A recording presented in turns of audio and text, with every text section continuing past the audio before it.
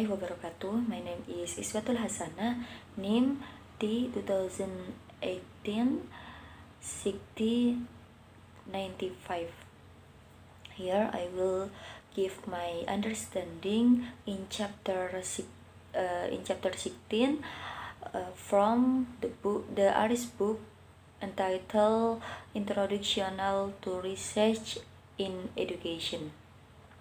In this chapter about types of qualitative research.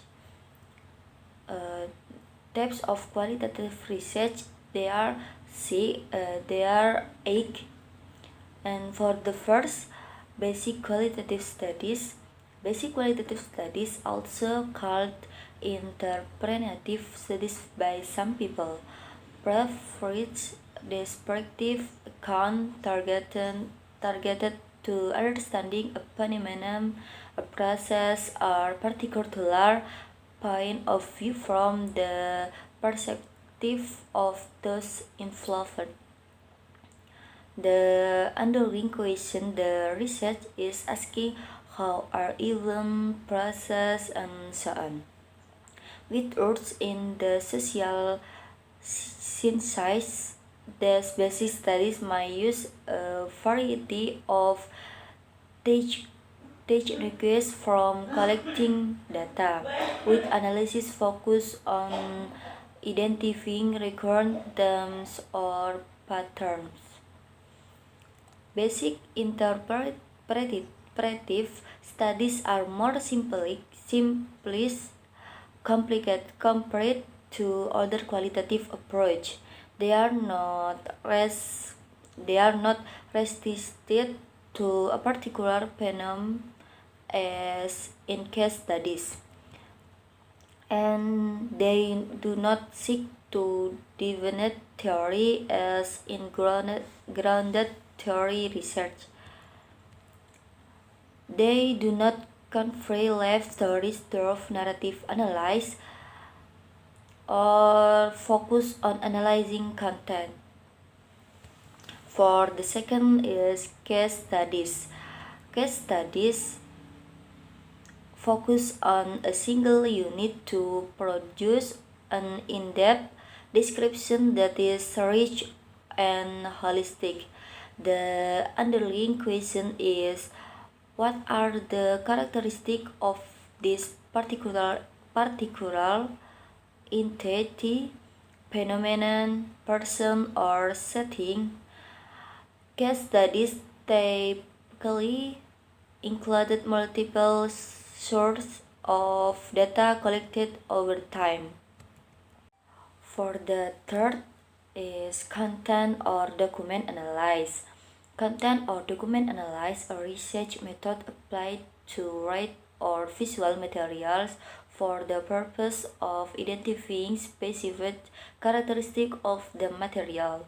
The materials analyzed can be textbook, newspaper, web pages, speech, television program, and so on. Content analysis is widely used in education. The following are some of the purposes of content analysis in education research. For the first is in ethnography. Ethnography is the in-depth study of naturally occurring behavior within a culture or social group.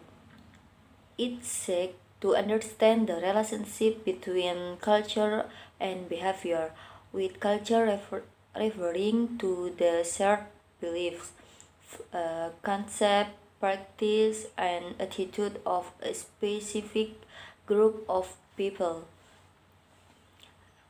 The term ethnography is used to refer to both the work of studying a culture and the end product of the research.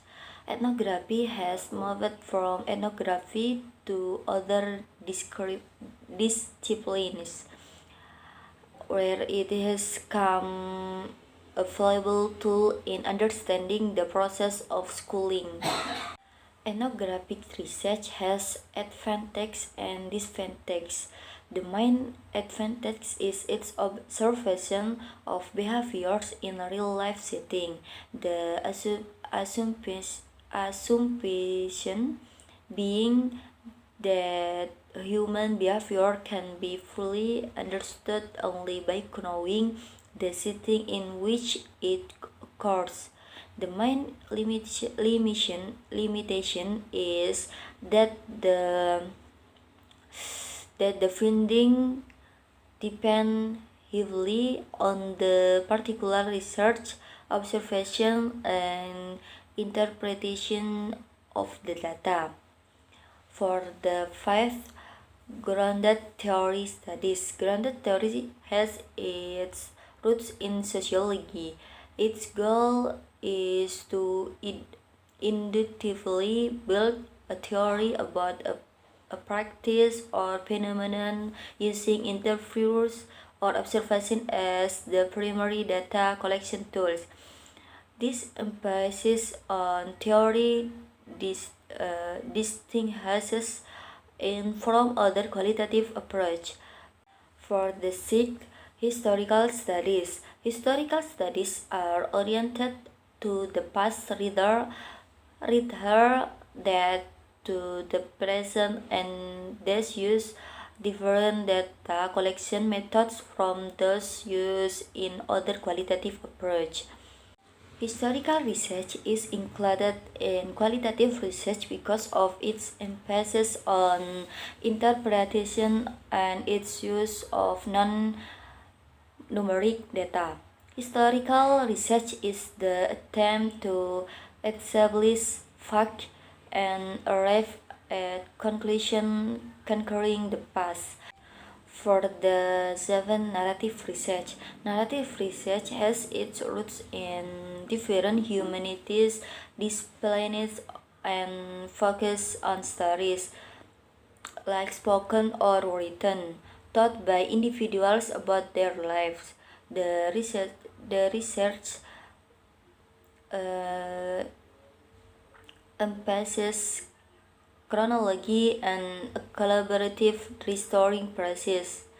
The key question is, what is the story and its meaning as told of this person's experience?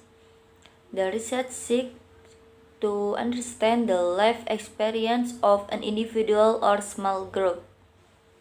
A narrative can be any text or discourse. Narrative research provides account of human experience by collecting and analyzing stories about lives. For the last is phenomenological research. A phenomenological study is designed to describe and interpret an experience by determining the meaning of the experience as perceived by the people. Phenomenology from other qualitative approach is that the subject experience is at the center of the inquiry. It is different in the phenomenology, makes a distinction between the appearance of something and its essence. Phenomenology Phenomenology is not the same as phenomenography, although the differences are difficult to grasp for novice researchers. Maybe that's all for me. And the last I say, Assalamualaikum warahmatullahi wabarakatuh.